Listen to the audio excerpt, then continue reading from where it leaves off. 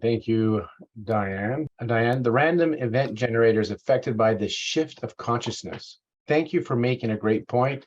And the shift indicates that consciousness might be a potential like entity whose presence or effect could only be sensed by the change of it applying influence on other entity. I hope this notion makes sense to you. Um, just feeling myself sitting in the experiment with the reg running and working with the people. And just so people know, it was all done online so that I could, both me and the participant could switch off the sound and the video.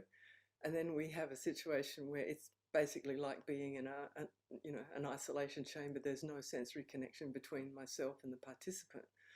So that's kind of ideal, actually.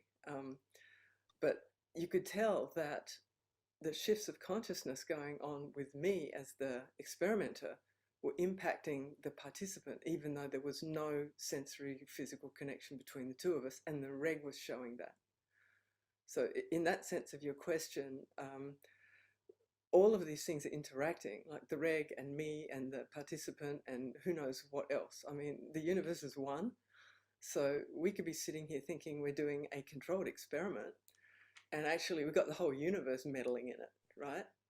So, and Dean Radin was talking about this earlier as well. He's saying basically we can't take ourselves out of the experiment, and how can we, view things as separate? And Bill yesterday was getting onto the Bill Bankston when he did the presidential address about the energy imprints. He didn't call it energy imprints, but what he's working with is energy imprints, and that is absolute small change for the ageless wisdom. That's all understood and all known that an effect on something has a way of being stored, it's transmitted. So he's just rediscovering that through the process of modern science.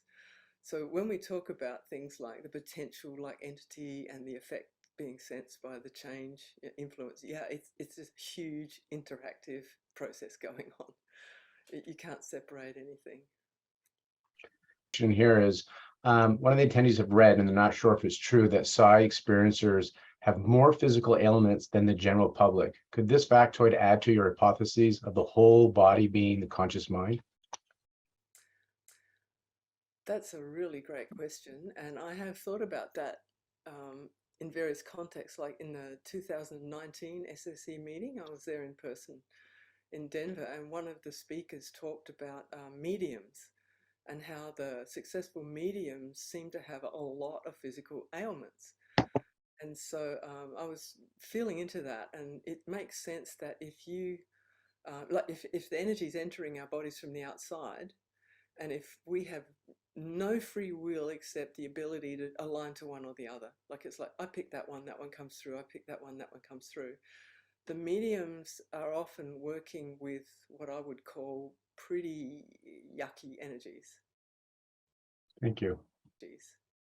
Thank you, Diane. Yep, sure, thank you.